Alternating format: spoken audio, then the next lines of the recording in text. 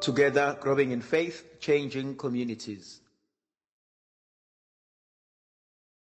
Igama likayise benendodana nomoya ocwebileyo. Luke chapter 17 verses 14 kuze kube verse 19. Now the background here is quite interesting. It is Jesus who goes to Jerusalem, but along the way he goes through the border. He goes through Samaria and he goes through Galilee. It is the border between Samaria and Galilee, and along the way he is met by these 10 people, 10 men to be specific, who cry out to him and ask for mercy.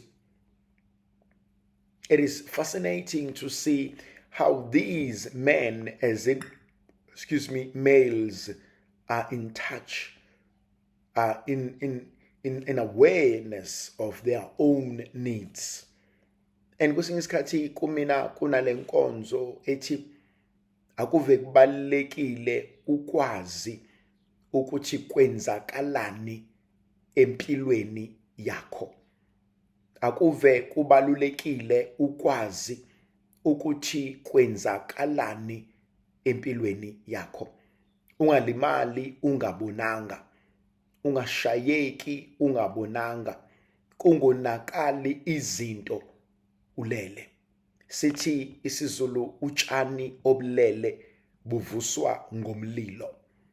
Kwesinye isikhathi kubalekile ukumcela uNkulunkulu ukuba Nkosi nginikeze ingqondo yokubona nokwazi nokuqonda. Ingqondo yokubona, yokwazi nokuqonda.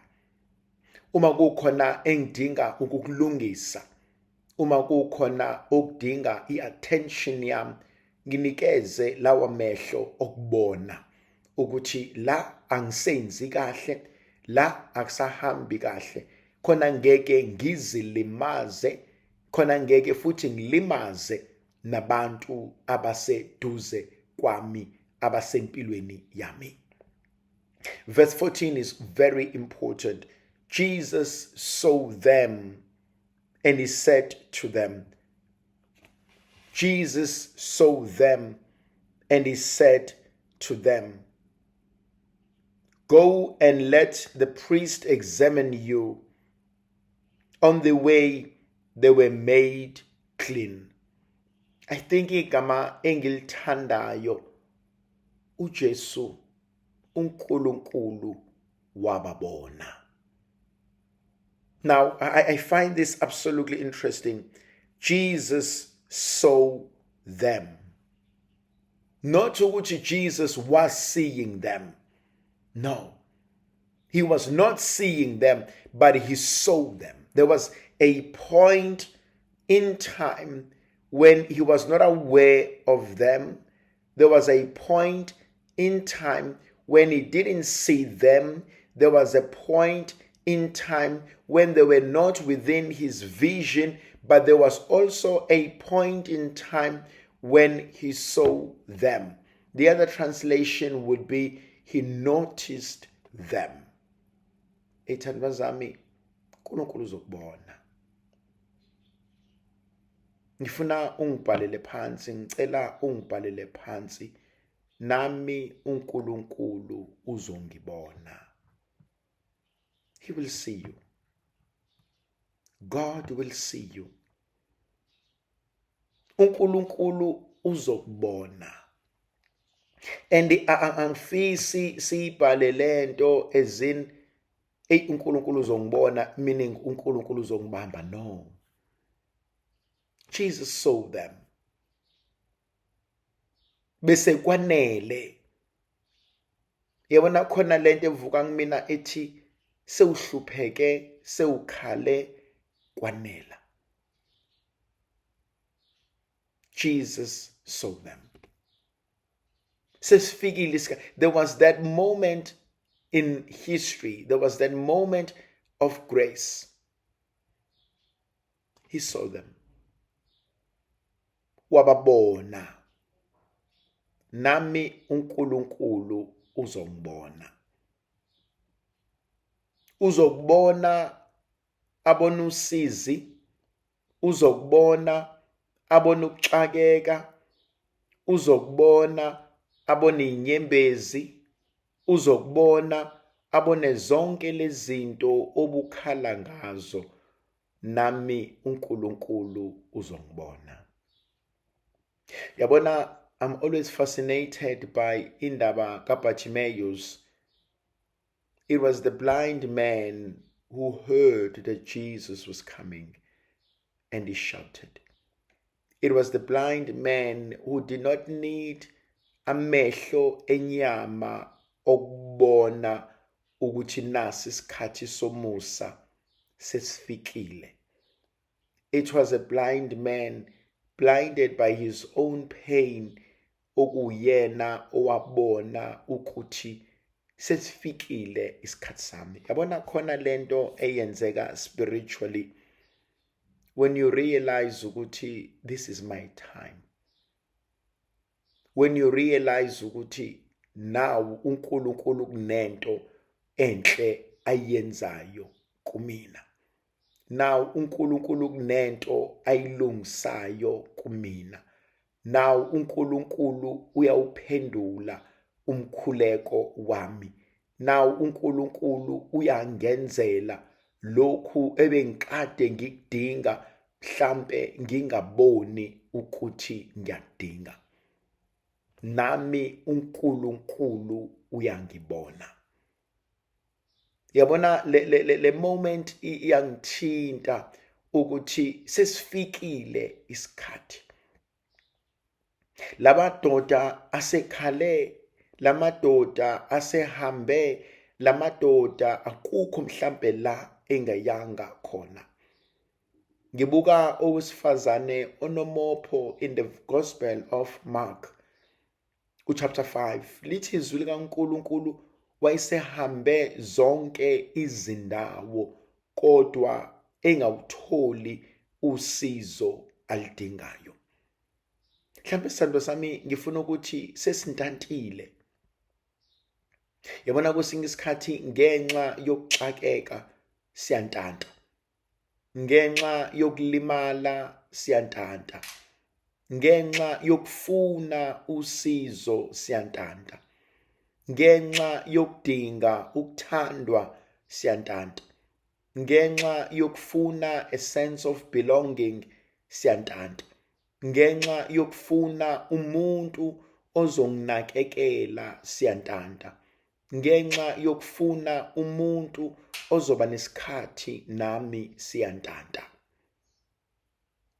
Mhlawumbe umbuzo wami uthi, yini lena edala ukuba ngingakwazi ukuhlala endaweni? Yini lena edala ukuba ngihlezi ngingenakho ukuthula? Yini lena engaka edala ukuba nginganeliseki? Yini lena engaka edala ukuba engathi ngahlezi ngiphakathi kwabantu? Yini lena engaka edala ukuba ngibalekele umzuzu wokuthula? Yini lena engaka edala ukuba sengathi ngingahlezi ngisendaweni enomsindo? Yini lena engaka edala lokho? Lamadoda ayangibabazisa, ayangithusa, angenza ngicabange, ngijule ngesimo sempilo. Yabona ithandwa zami, khona abantu abangazwani emehlweni ethu nokuthula. Khona abantu masibabuka, mas-analyze izinto, usibanibani kuhlezi kuphithizela, kuhlezi kunomsindo, kuhlezi kunengxabano, kuhlezi kunento nje ekhona. Kodwa mhlambe bekumele sibuze umbuzo ukuthi kungani? Kungani ngingakwazi ukuhlala endaweni ethule? Kungani ngingakwazi ukuhlalisana nabantu? Kungani ngingakwazi ukwaneliseka? kungani kuhlezi kukhona into kumina ethi baleka, dala umsindo, vusa umsindo, akube nokuxokozela. Yabathanda labantu. Jesus saw them. uNkulunkulu wababona. Umkhuleko wami uhlezi uthi mawungangedluli Jesu, lapho babiza abanye mawungizwe nami.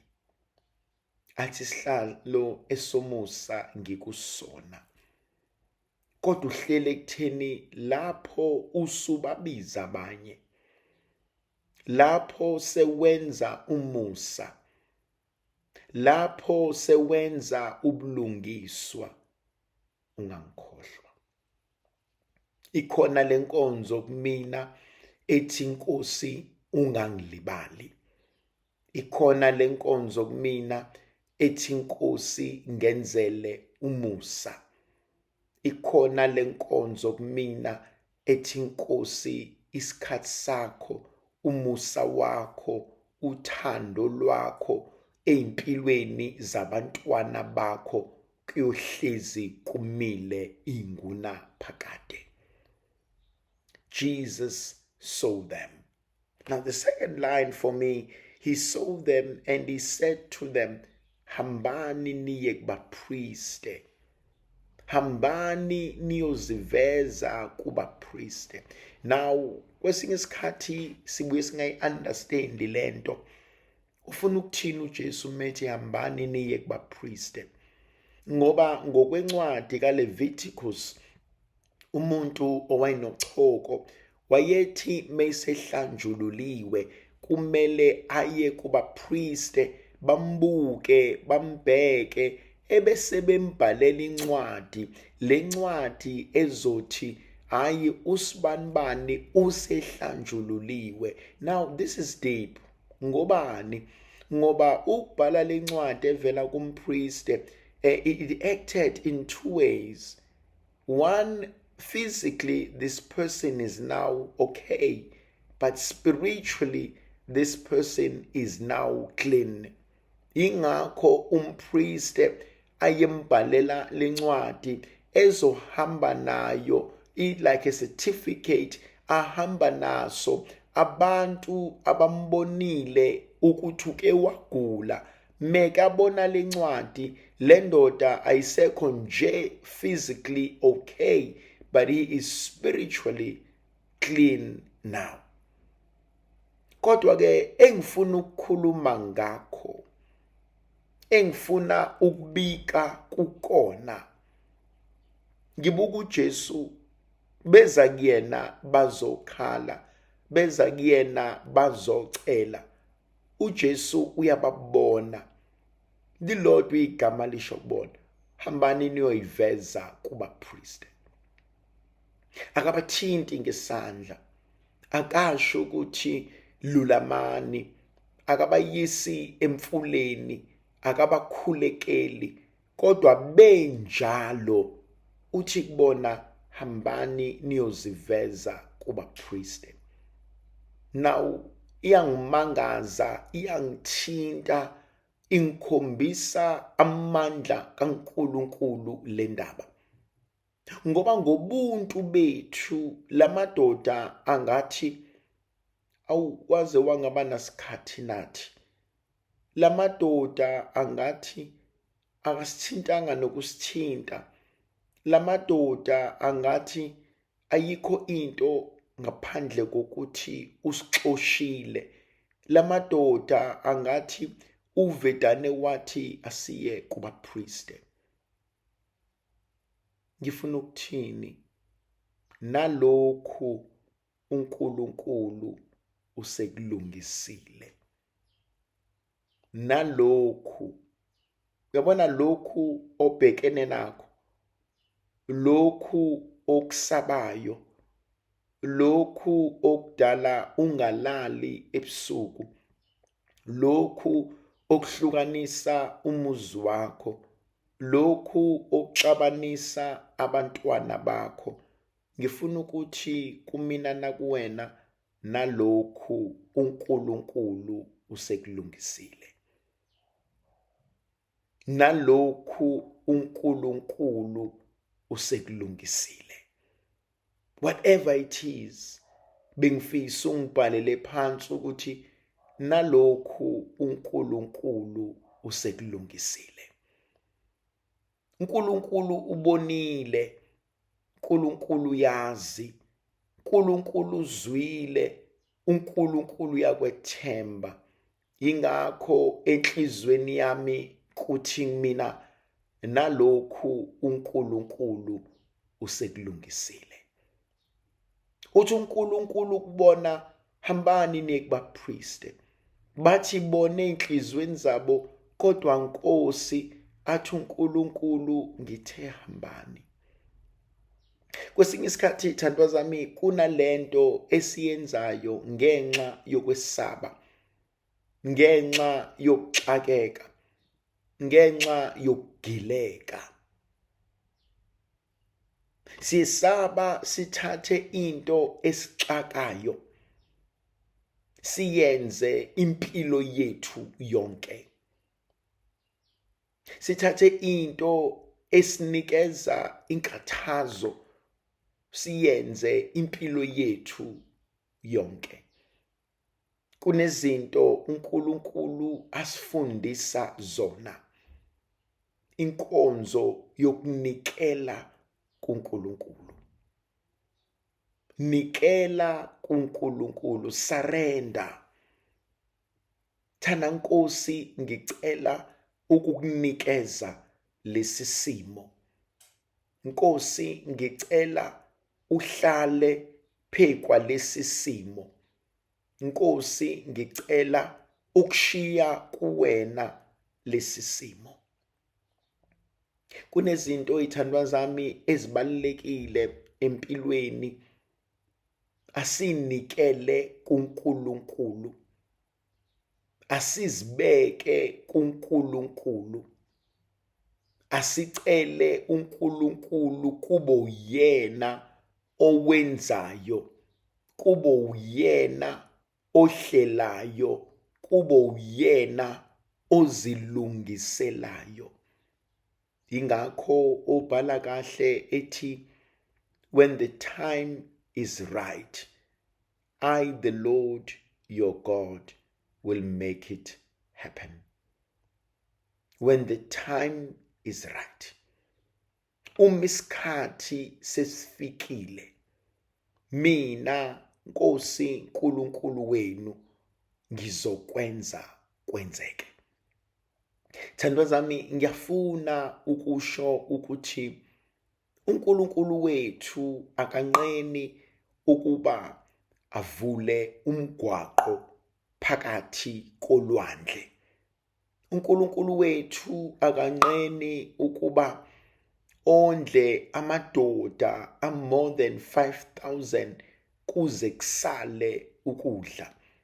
uNkulunkulu wethu akanqeni ukubusisa obeyinyumba ngabantwana. uNkulunkulu wethu akanqeni ukupha obese esiqabalala ehlekwa izibusiso. uNkulunkulu wethu akanqeni ukuthatha into engelutho ayiphakamise. Ngiyafuna ukukuvumela, ukukukhumbuzisa ukuthi nalokhu uNkulunkulu usekulungisile. Into engithintayo uthi hambani, and akabatsheli ukuthi sekulungile, uthi hambani. Lento ifuna ukuthi kumina ngeke angitshele konke. Ngeke uNkulunkulu akuvezele yonke iplan. Hambani. Yena uyayazi plan. Hambani. Yena uyalibona ikusasa. Hambani. Yena uyazi kuzokwenzakalani. Hambani. Yena uyazi ukubekeleni. Khona lenkonzo evuka kumina ethi hamba noJesu indlela yonke. Hamba naye, yena uyalazi icebo. Hamba naye, yena uyayazi iplan. Hamba naye, yena uyazi ukubekeleni. Hamba naye, yena uyazi kuzokwenzakalani endleleni. Thandwa zami, khona lento ebalulekile. Lamadoda kungenzeka enhlizweni zabo bebeyitshela ukuthi uJesu uyabaxosha. Lamadoda enhlizweni zabo bebeyitshela mhlawumbe ukuthi waze wangaba nasikhathi nathi. Lamadoda mhlambe enhlizweni zawo abeyitshela ukuthi esimfice engekho right, engenandaba nathi. Okubukeka sengathi ukuxoshwa, isibusiso waiting to happen. Okubukeka sengathi ukuhlukumezeka, isibusiso waiting to happen. Okubukeka sengathi unganakwa, isibusiso waiting to happen. Khona abanye abantu empilweni abaxoshwayo emsebenzini, baphatheke kabuhlungu, bazonde, abanye babe depressed, abanye bahluleke nanokuphila, only to realize ukuthi uNkulunkulu has something so good, so great for them. Kunale principle empilweni engasheshe ngayifunda. Awukwazi ukwamukela uma izandla zisafumbethe. Awukwazi ukwamukela. Safundiswa sisabancane, makuthiwa wozokhangeza, wozokwamukela. Uma kunezinto ezisesandleni, abazali, abantu babethi kuthina, no, beka leyo nto phansi khona uzokwazi ukwamukela. Because if unqaba ukuyibeka leyo nto phansi, kwakona lokhu esithi sikunika kona, hleze nakho ukuwise, hleze nakho ukulimaze. Bengifuna ukuthi namhlanje kuseni kubukeka sengathi kuwena kubhlungu, kanti uNkulunkulu khona akuhlelayo. Kubukeka sengathi ulahliwe, kanti uNkulunkulu khona akuhlelayo. Kubukeka sengathi ukuzibile, kanti uNkulunkulu kukhona akuhlelayo. Kubukeka sengathi sekuphelile, kanti uNkulunkulu kukhona akuhlelayo.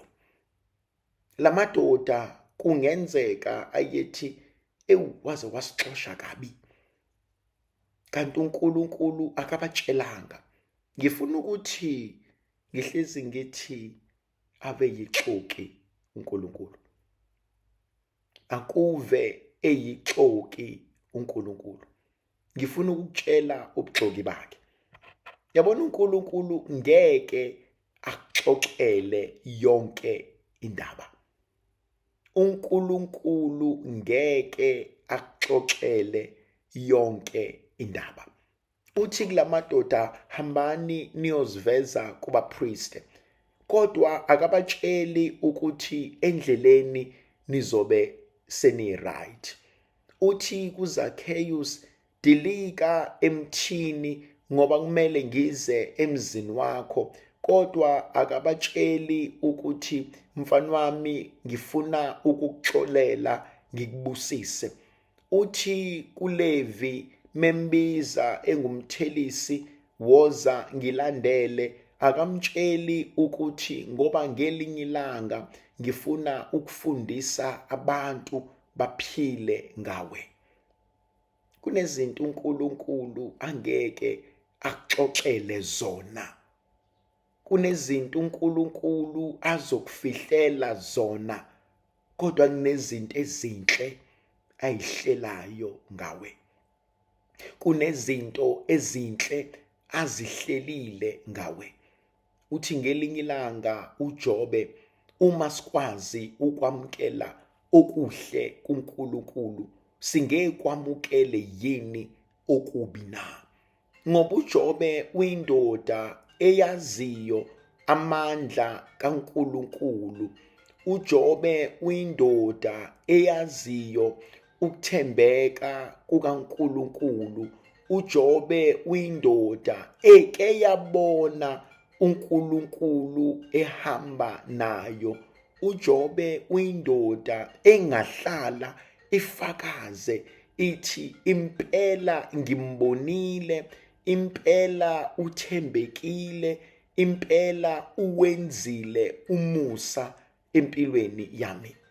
Angeke sakwazi ukubalekela lokhu uNkulunkulu akuhlelayo ngathi.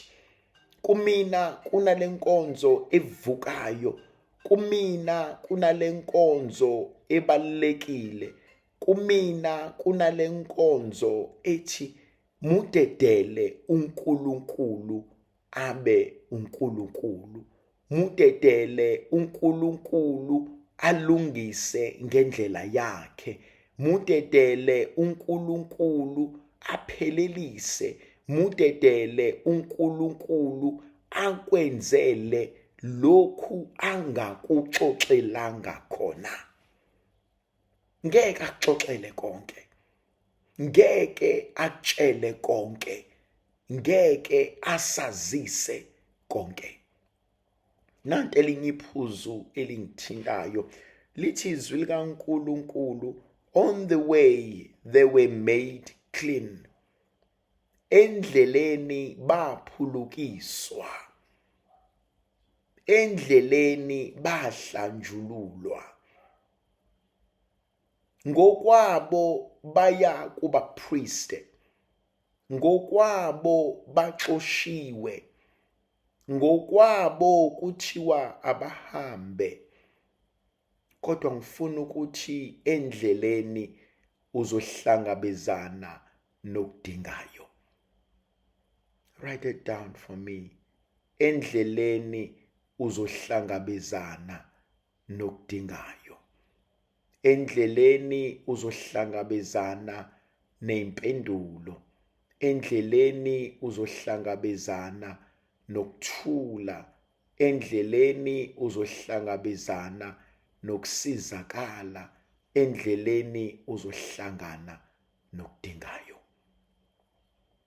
Kwesinye isikhathi bekubalekile ithandwa zami ukuthi ngiphume. Bekubalekile ithandwa zami ukuthi ngihambe. Bekubalekile ithandwa zami ukuthi ngisuke endlini. Bekubalekile ithandwa zami ukuthi ngishiye emsebenzini. Bekubalekile ithandwa zami ukuthi ngibashiye engibathandayo. Bekubalekile ithandwa zami ukuba ngithathe le ndlela ngingedwa, ngoba endleleni ngizohlangana nengimdingayo. Ijulile kumina le ndaba ethi endleleni ngizohlangana nengimdingayo.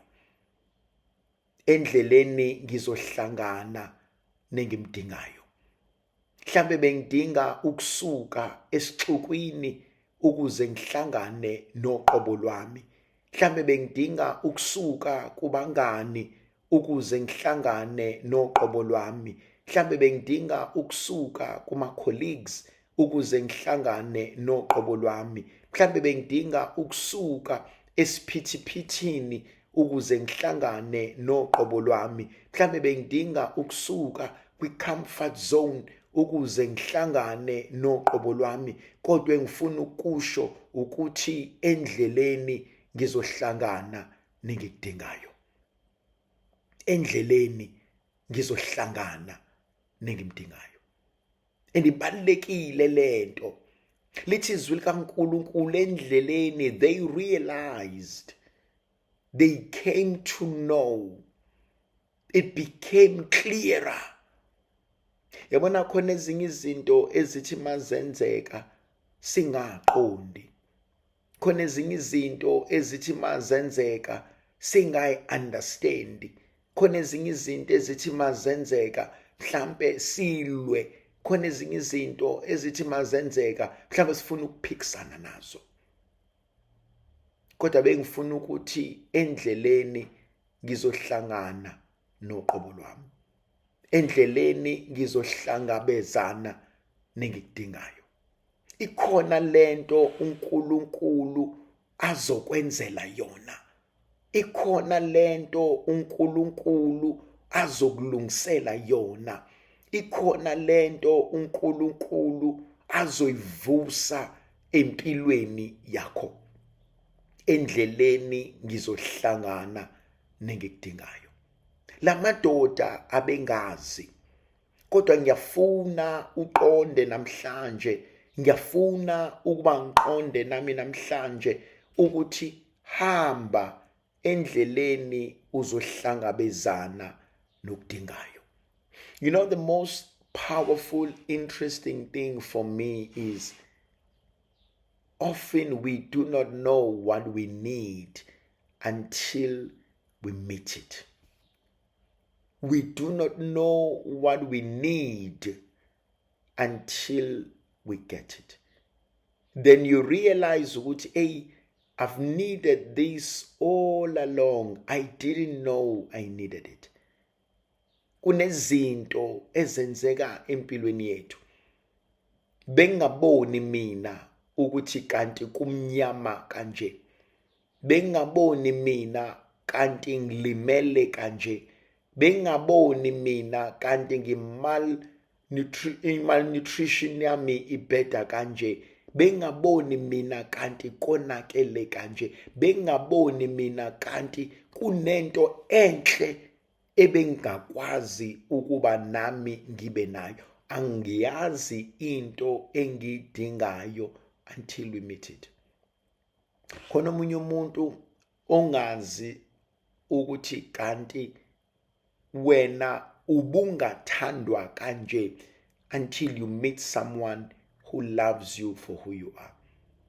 Khona omunye umuntu ongazi ukuthi kanti this is how great you are until you realize how powerful you are. Khona omunye umuntu ongazi how versatile they are until they discover that.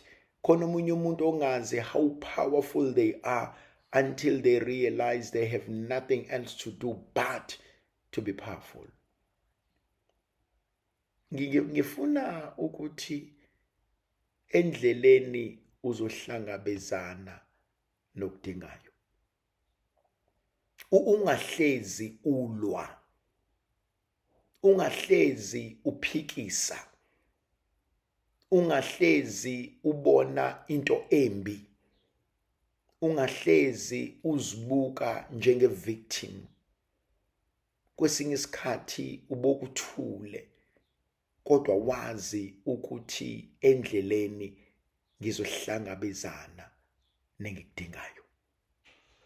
And kumina inamandla leyo nkonzo. Ukuthi kulungile, kodwa endleleni ngizohlangabezana nengikudingayo. Khona lento uNkulunkulu azongikhombisa yona. Khona lento uNkulunkulu ezothi kade sikulindile. Kade silindile. Kanti uzofika nini? Khona lento uNkulunkulu azokayidlale athi buka, uyayikhumbula leya incident base bekulindile. Uyayikhumbula nale incident base belindile. Kanti wena ubuyoze usondele nini? Nakho ukudla kwakho kuzoze kubole. Nasi isihlalo sakho sizoze sihlala abanye abantu. Nazi izinto zakho izoze zikushiye. Endleleni uzohlangabezana nokudingayo. Ngiyithanda leyo nkonzo. Kumina inkonzo yokumethemba uNkulunkulu. inkonzo yokwazi ukuthi ongithandayo uyangihlelela. Write it down for me, please. Ongithandayo uyangihlelela.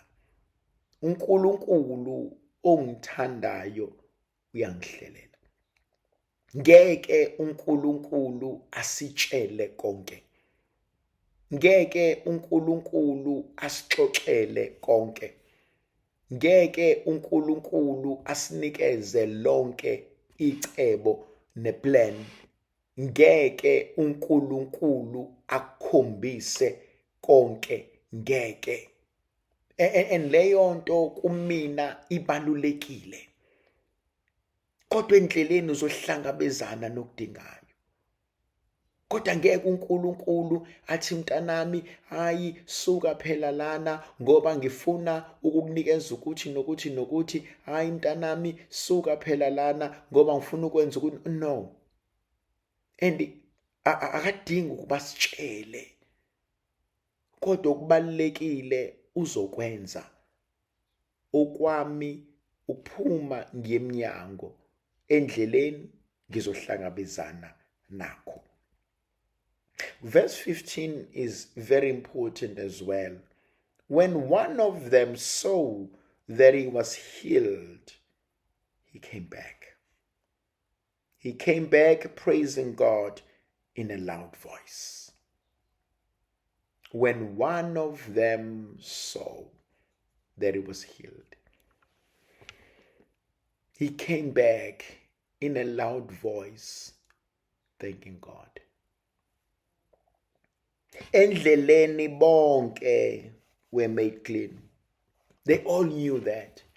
They all saw that. That is in verse 14. On the way they were made clean. But only in verse 15, only when one of them saw that he was made clean. When one of them saw that he was healed, he came back praising God in a loud voice. There's so much in that text.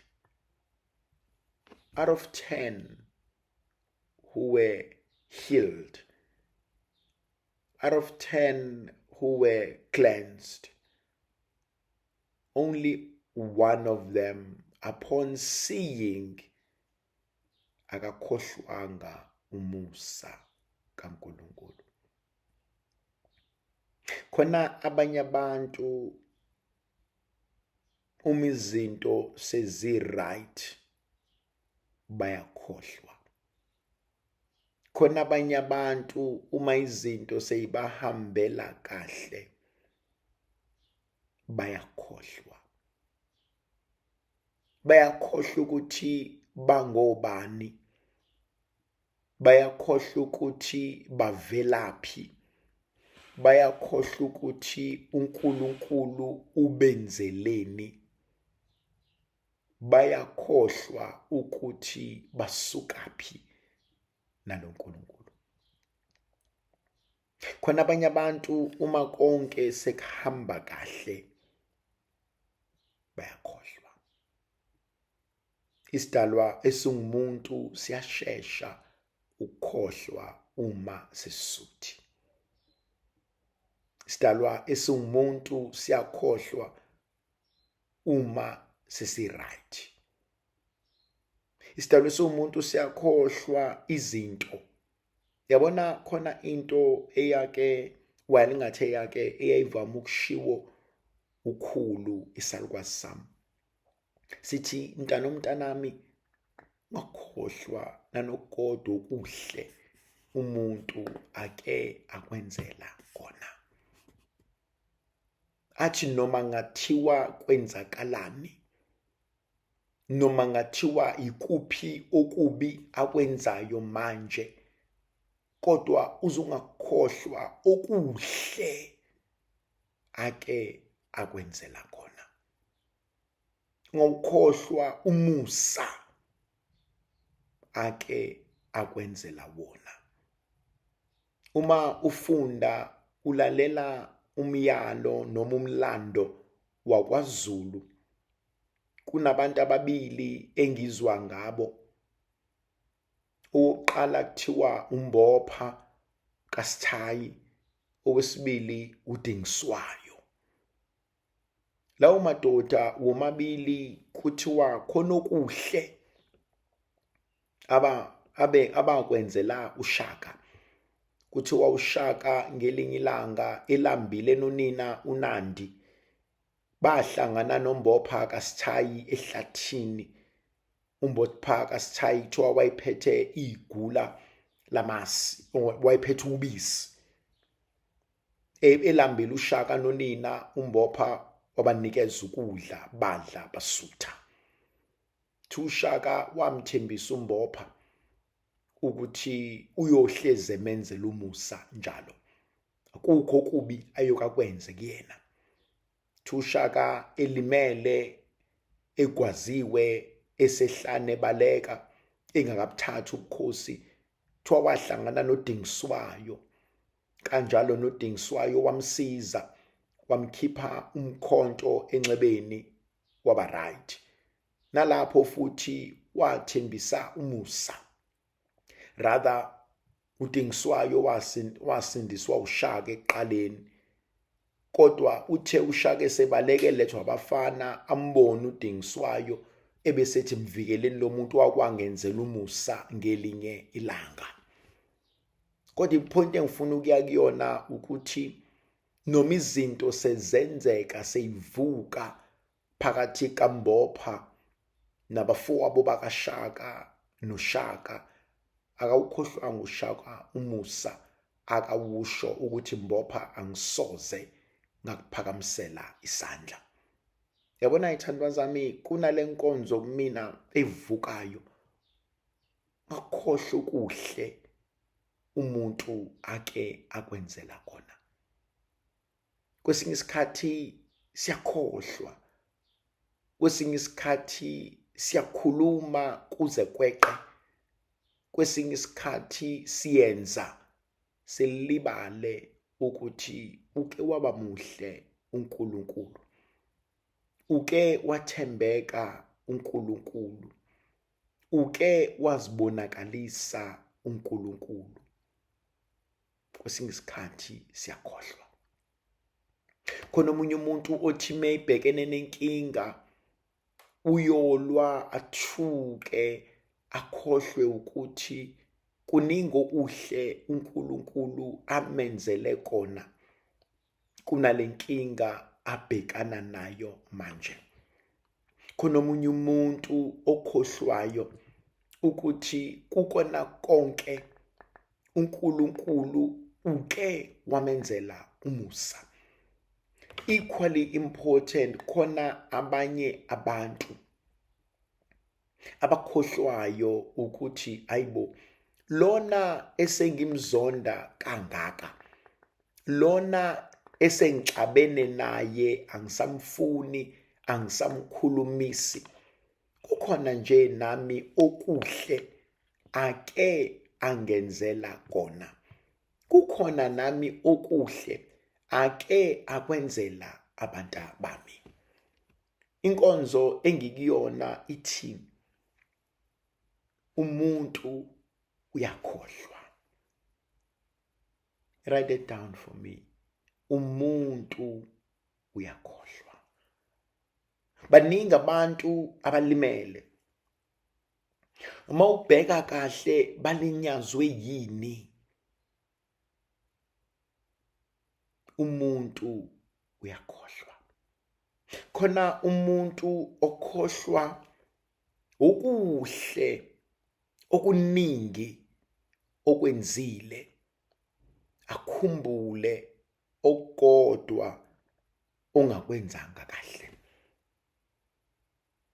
Umuntu uyakhohlwa okuningi for all these years umzali ekhulisa ingane yakhe. For all these years umzali enakekela abantu bakhe. Athi umntwana esekhulile, mhlambe aqale abone amaphutha omzali.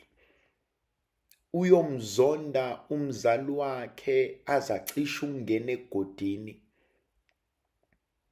Akhohle ukuthi yeba ngamubi uma, angamubi ubaba, kodwa kukona konke bangikhulisa. Kukona konke they tried to give me the best. Kukona konke bafuna ungenzela okuhle ngempilo yami.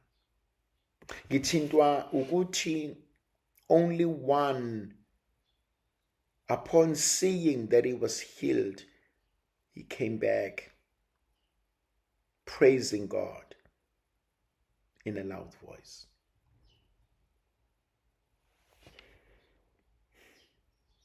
Siyamkweleta uNkulunkulu inkonzo yokubonga.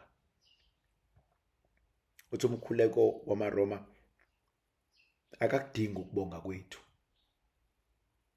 Akakuceli ukubonga kwethu.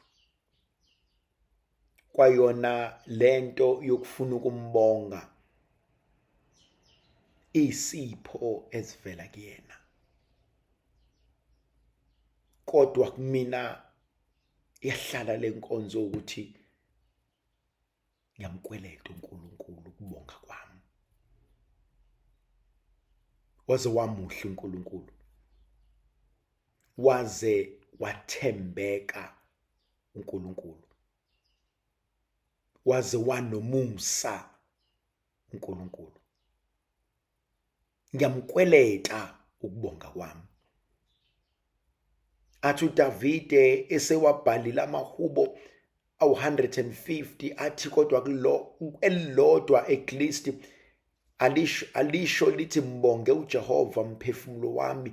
Athi nakho konke okuphakathi kwempilo yami, athi makubonge igama lakhe elingcwele.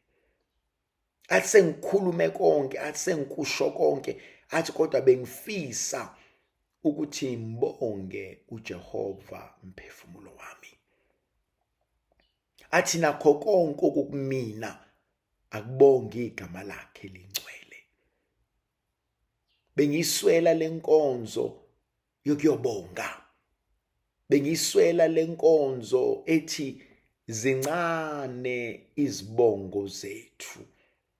Athi zincane izibongo zethu. Ingakho mina ithandwa zami ngithanda inkonzo yendumiso. Ingakho ngithanda inkonzo yendumiso. Ngoba zincane izibongo zethu. Eningini lomusa asenzela wona. Eningini lomusa asivezela wona, zincane izibongo zethu. Yabona ithandwa zami, uma sibuka sibheka ekuningi uNkulunkulu kuhle asenzela kona. Kuningi uNkulunkulu kuhle akwenzile, akuvumile, akuphelelisile empilweni zethu. Iyodwa indoda ebuyela emumva. Iyodwa indoda ebuyela uNkulunkulu ithi ngiyabonga. Ngiyabonga, bengiyitshela ukuthi awungifuni. Ngiyabonga, bengiyitshela ukuthi awunendaba. Ngiyabonga, bengiyitshela ukuthi uyasixosha. Ngiyabonga, bengiyitshela ukuthi nawe ufana nabanye. Ngiyabonga. Ngiyabonga. Thembekile uNkulunkulu wethu. Bebesifanele ukubuyela kuyena. Besifanele ukumbonga ngakho konke. Besifanele ukumdumisa ngeimpilo zethu. Kuthi ngiyabonga Nkosi. Lithi izwi likaNkulunkulu iyodwa iyabuyela emuva. Yazi ngibuka lenkonzo ejule kangaka, In verse 13, they shouted in a loud voice, Jesus, have pity on us. They, in verse 13. In verse 15, he shouted, praising God.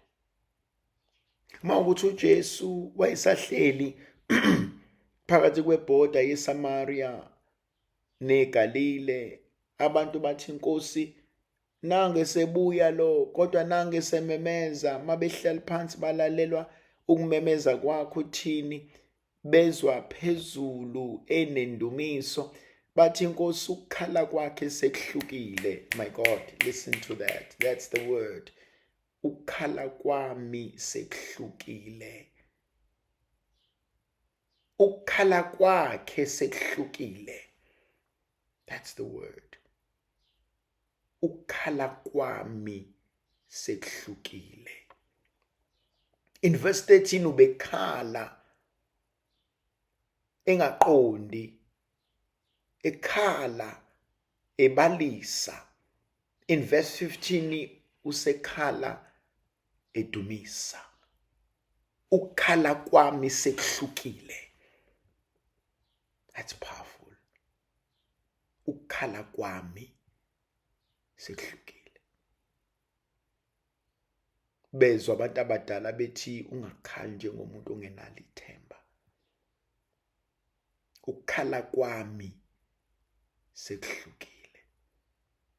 Abahleli bemuzwa bake bamuzwe ekhala, bake bamuzwa ebalisa, bake bamuzwa eqoshamisa, bake bamuzwa eqonga, bake bamuzwa eklabalasa, kodwa bamuzwa manje. Basalizwa iphimbo, kodwa basayizwa inhlamba. Basalizwa iphimbo, kodwa basakuzwa ukukhala, ngoba ukukhala kwakhe sekuhlukile. Thandwa zami, uNkulunkulu usebeka indumiso ey'ndebeni zomlomo wakhe. uNkulunkulu usebeka indumiso ephimbweni lakhe. uNkulunkulu useshintsha iy'nyembezi zokukhala zaba yinyembezi zenjabulo. Ukukhala kwakhe sekuhlukile. That's powerful. Akayanga kubapriest, akafikanga kubona. Wathi angisakwazi manini, bathi abanye nokuthiwa sambeni, athi ngiyaxolisa, ngicela ukubuyela kuyena ngiyomtshela ukuthi sengi-right. Ngicela ukubuyela kuyena ngiyomtshela ukuthi seku-right. Ngicela ukubuyela kuyena ngiyomtshela ukuthi ngiyabonga. Bangaka abantu abazobuyela kuNkulunkulu bathi Nkosi ngiyabonga. Nkosi ngiyabonga. Bengiyitshela ukuthi awunendaba, kodwa manje ngiyazi. Athi manje ngiyazi, manje ngiyaqonda. Athi impilo yami ayisoze ifane. Athi manje ngiyazi, athi manje ngiyaqonda ukuthi ubungihlelela okungcono. Manje ngiyazi, manje ngiyaqonda ukuthi kuhle ubukade ungenzela kona. Manje ngiyazi, manje ngiyaqonda ukuthi icebo lakho ngomuntu wakho, my God, athi ngeshintshwe.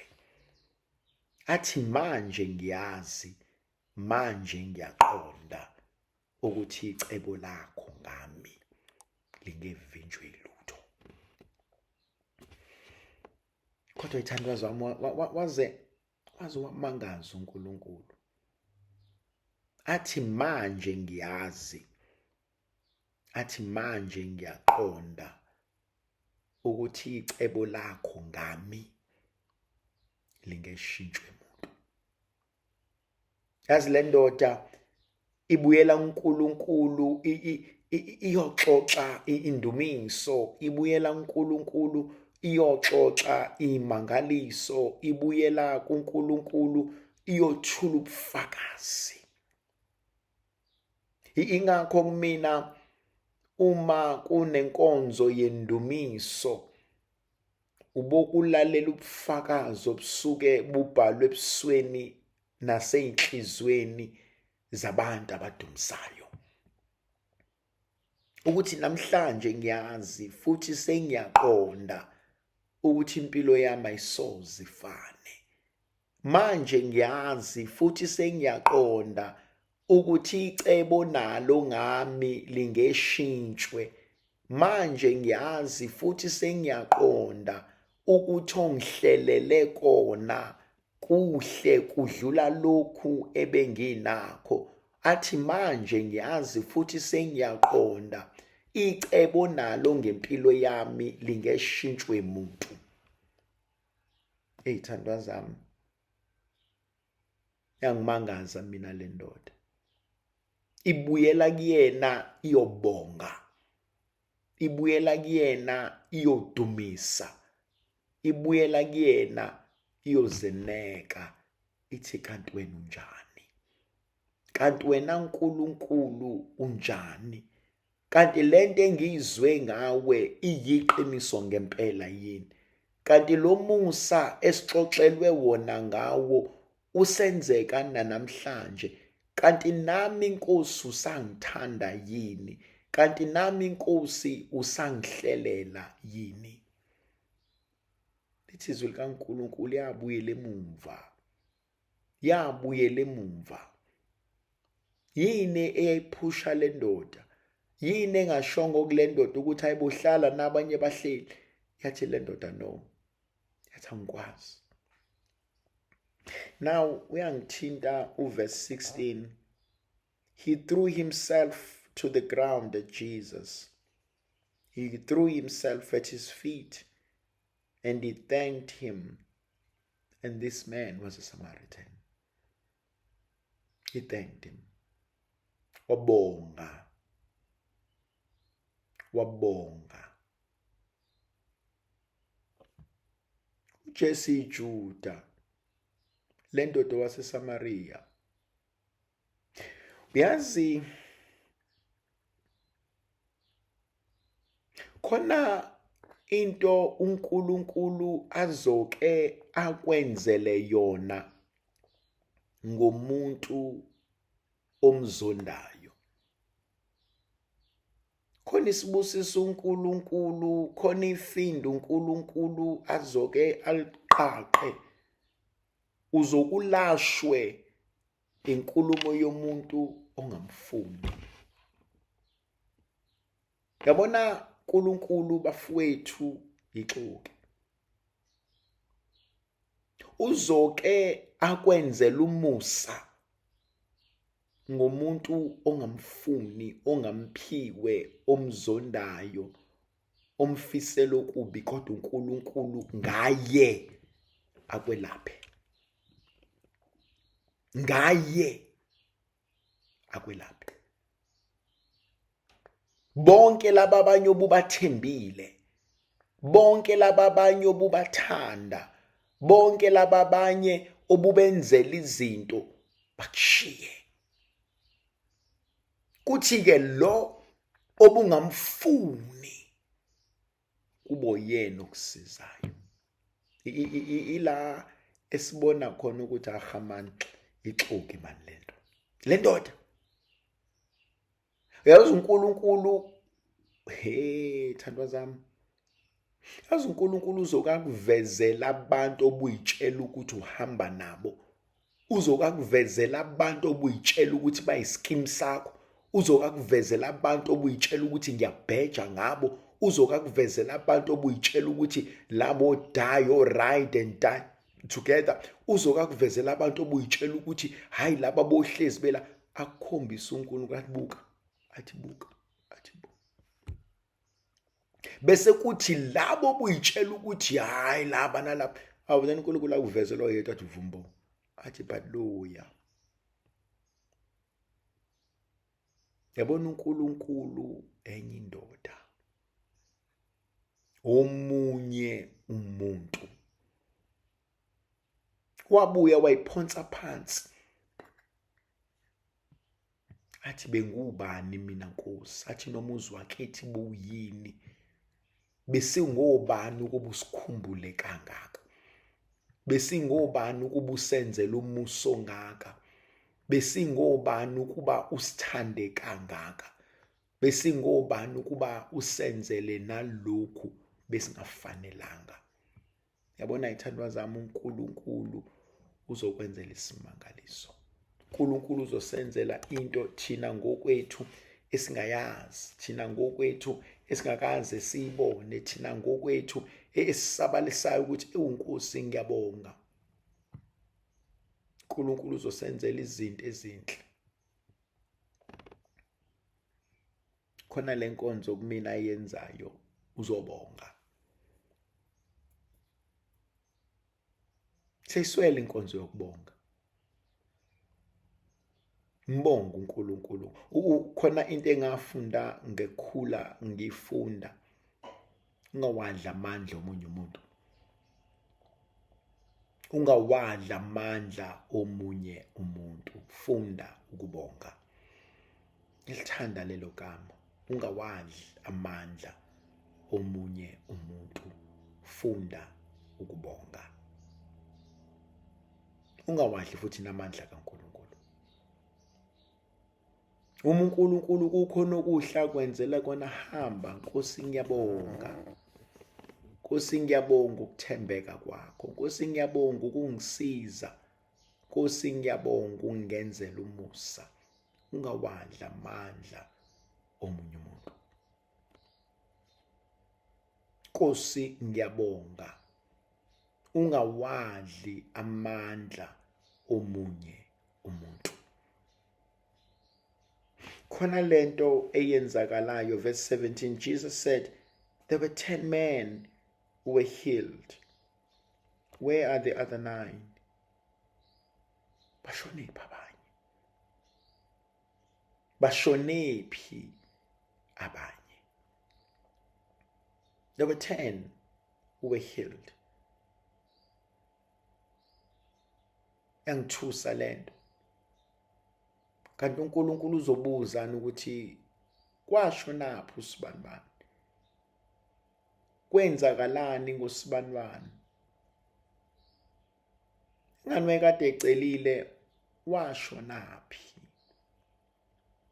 There were 10 men who were healed. Where are the other 9? Bapha abanye.